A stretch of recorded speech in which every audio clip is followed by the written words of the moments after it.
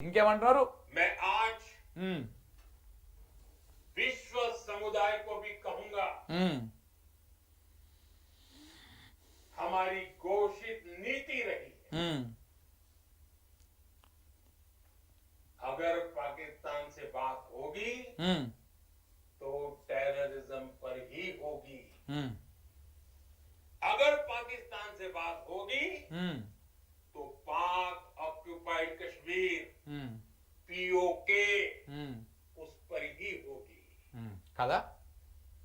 మోడీ గారు మీరు ఏమంటున్నారు? ఎంత అద్భుతంగా మాట్లాడారు. ఈ మాట ఎందుకు మీ మాట మీద నిలబడలేకపోయారు మీరు? పాకిస్తాన్తో చర్చలు జరిగేది ఉంటే ఉగ్రవాదం అంతం చేయడం కోసం మాత్రమే చర్చలు జరుగుతాయి. పాకిస్తాన్తో చర్చలు అంటూ జరిగితే పీఓకేను పాక్ ఆక్యుపైడ్ కశ్మీర్ను మళ్ళీ మనకు తిరిగి అప్పగించడం కోసం మాత్రమే చర్చలు జరుగుతాయి అని అంత ధీరత్వంతో మాట్లాడినటువంటి మోడీ గారు ఈ మాట మీద మీరు ఎందుకు నిలబడలేదు? ఎవరు ఆపమన్నారు? దేశ ప్రజల నుంచి డిమాండ్ వచ్చిందా? ప్రాణాలు కోల్పోతాయని చెప్పేసి వాడెవడో ఏదో చెప్తే మీరు భయపడితే ఈ దేశం కోసం ప్రాణాలు అర్పిస్తేందుకు సామాన్య ప్రజలు కూడా రెడీగానే ఉన్నారు. అలా రెడీగా ఉండే మీకు మద్దతు తెలిపారు. పార్టీలకు అతీతంగా, కులాలకు అతీతంగా, మతాలకు అతీతంగా దేశ ఐక్యతను చాటుకున్నారు. మొన్న మీరు ఆపరేషన్ సింధూర్ స్టార్ట్ చేసినప్పుడు చాటుకోలేదా? ఎవడన్నా వ్యతిరేకించలేగా? ఆడనో ఏడనో దేశ ద్రోహులు కొంతమంది ఉంటారు.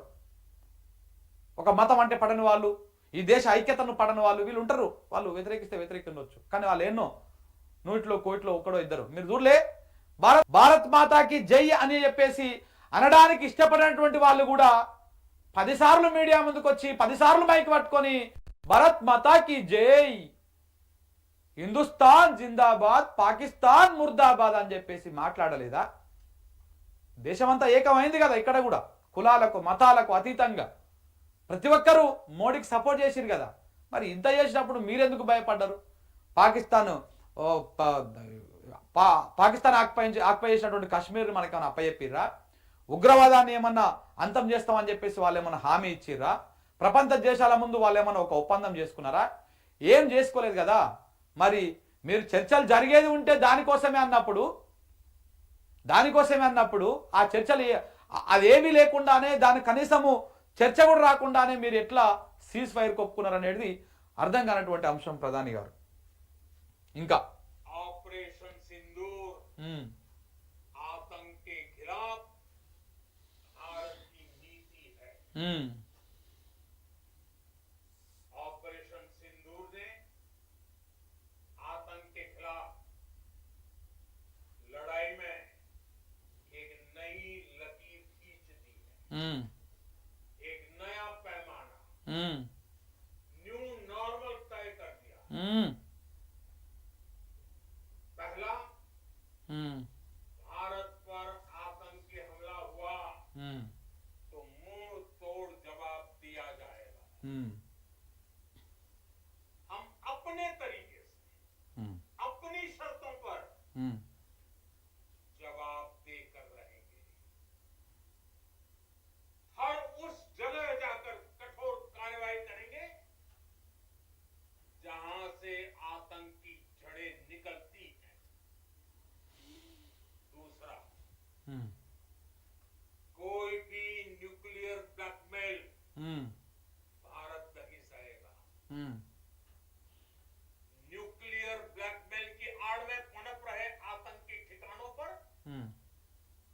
भारत सटीक और निर्णायक प्रहार करेगा। तीसरा, हम आतंक की सरपरस्त सरकार और आतंक के आकाओं को अलग अलग नहीं देखेंगे। ऑपरेशन सिंदूर के दौरान दुनिया ने ఏమంటున్నారు మోడీ గారు? ఉగ్రవాదుల మూలాలు ఎక్కడున్నాయో వాళ్ళని మా పద్ధతిలో మేము దాంట్లోని అది చేస్తామని చెప్పారు. చేయలే. ఉగ్రవాదుల మూలాలు ఏడున్నాయి? పాకిస్తాన్లో స్థావరాల మూలాలు లేవు.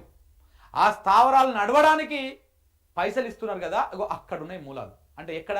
పాకిస్తాన్ ప్రభుత్వం రూపంలో, పాకిస్తాన్ ఆర్మీ రూపంలో, పాకిస్తాన్ పాలకుల రూపంలో మూలాలు ఉన్నాయి. మనం కొట్టాలంటే పాకిస్తాన్ ఆర్మీని కొట్టాలి, పాకిస్తాన్ పాలకులను కొట్టాలి, పాకిస్తాన్ని మనం కొట్టాలి. అప్పుడు మాత్రమే ఈ ఉగ్రవాదం అనేది అంతమవుతుంది. పైసలు లేకపోతే ఎవడు మనుగడ సాధించలేడు కదా. వాళ్ళకి ఫండింగ్ రాకుండా, వాళ్ళకి ఏ పైసలు రాకుండా, వాళ్ళకి ఏమి రాకుండా, ఎంత నువ్వు ఒక సిద్ధాంతం కోసం పనిచేయమన్నా పనిచేయరు. కొన్ని రోజులకు అది అదైపోతుంది, నిర్మూలన అవుతుంది. సో కాబట్టి వాళ్ళకి ఫండ్ చేస్తున్నటువంటి వాళ్ళ మీద మనం చేయాలి. మూలాల మీద కొడతాం అని ఈ కూలోళ్ళను కొట్టేసి వచ్చేసినావు నువ్వు. కూలోళ్ళే వీళ్ళు టెర్రరిస్టులు, కూలోళ్ళే. ఆ కూలోళ్ళను పెంచి పోషిస్తున్నటువంటి ఓనరే పాకిస్తాన్. దాన్ని వదిలేసి కూలోళ్ళను చంపేసి వచ్చి మేమేదో విజయం సాధించేసినాం అనుకుంటే అది అమాయకత్వం అవుతుంది. ఇంకోటి ఏమవుతుంది, న్యూక్లియర్ అణుబాంబులు ఉన్నాయి మా దగ్గర అని చెప్పేసి మీరు బ్లాక్మెయిల్ చేస్తే మేము సహించము అని చెప్పారు. సహించము అన్నారు. సో కాబట్టి వాడు న్యూక్లియర్ వేస్తే మనం కూడా న్యూక్లియర్ వేయవచ్చు.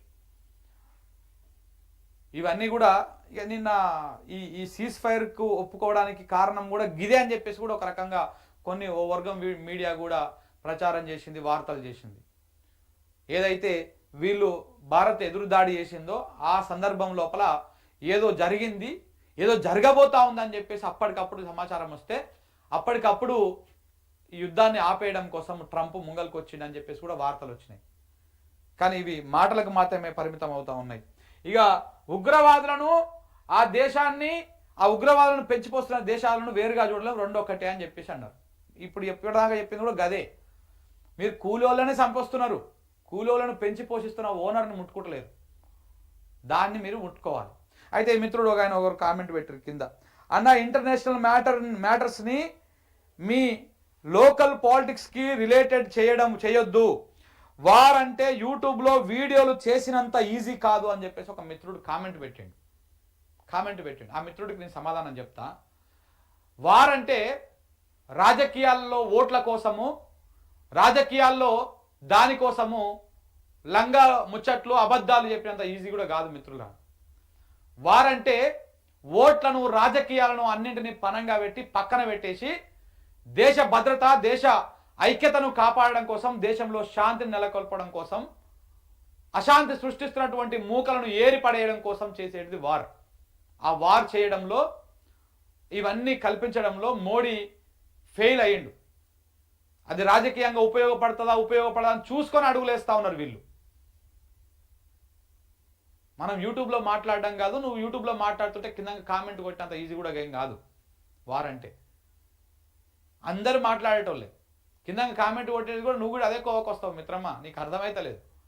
కామెంట్ కొట్టే నువ్వు అదే కోవకు వస్తావు. మాట్లాడడం మా ధర్మం, చెప్పడం మా ధర్మం, ఒప్పేది తప్పేది చెప్పడం మా ధర్మం, ఏం జరుగుతుందో చూపించడం మా ధర్మం. కాబట్టి మా పని మేము నిర్వర్తిస్తున్నాం. యూట్యూబ్లో వీడియో చెప్పేంత ఈజీ ఏం కాదు, 100% నీ మాటలతో నేను ఏకీభవిస్తా. కానీ వారంటే రాజకీయం అంత ఈజీ కూడా ఏం కాదు, అబద్ధాలు చెప్పేంత ఈజీ కూడా ఏం కాదు. వారంటే ప్రజలను ప్రతిసారి మభ్యపెట్టాలనుకుంటే అది ఒక యోధుడికి, ఒక వీరుడికి, ఒక రాజుకు, ఒక పాలకుడికి ఉండేటువంటి లక్షణం కాదు అది. ప్రతిసారి అబద్ధాలు చెప్పి, ప్రతిసారి ముసలి కన్నీరు గార్చి, ప్రతిసారి ఏదో ఎమోషనల్గా ప్రజలను ఒక మతం పేరు చెప్పి, ఒక కులం పేరు చెప్పి రాజకీయాలకు వాడుకొని ఓటు బ్యాంకుగా మార్చుకొని చేద్దామనేటువంటిది ప్రతిసారి వర్కౌట్ కాదు. అది కూడా వారు కాదు, అది దొంగ రాజకీయం, అది కుట్ర రాజకీయం. సో కాబట్టి వారి గురించి బీజేపీలకు చెప్పాలి. ఇలా అవకాశం ఉన్నా, ఇంత బలంగా దేశం ఉన్నా వెనకకు పోతుంది కదా, మోడీ గారికి చెప్పాలి, సార్ మీరు చేసేది రాజకీయం, వారు కాదు మీరు చేసేది, అంతా మీరు రాజకీయం చేసుకోండి, వారు చేయడం మీకు చేత కాదని చెప్పేసి వాళ్ళకి చెప్పుకోవాలి, మనకు కాదు చెప్పాల్సింది.